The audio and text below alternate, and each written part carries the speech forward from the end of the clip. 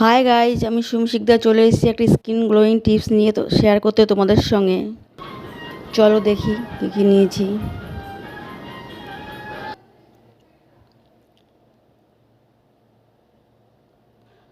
পাতিলেবু, আদা, গাজর, গোলমরিচ গুঁড়ো, মধু, হলুদ গুঁড়ো আর জল।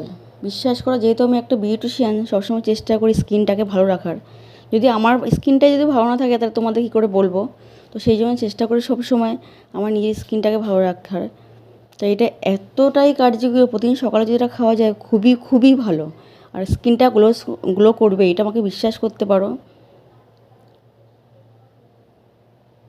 এটা যদি প্রতিদিন সকালে খাওয়া যায় খুবই ভালো, খুবই ভালো। যদি তোমাদের এই ভিডিওটা, আমার এই টিপসটা ভালো লেগে থাকে তো তোমরা সবাই লাইক, কমেন্ট, শেয়ার করো। চলো, আমার রেডি হয়ে গেছে স্কিন গ্লোয়িং জুস।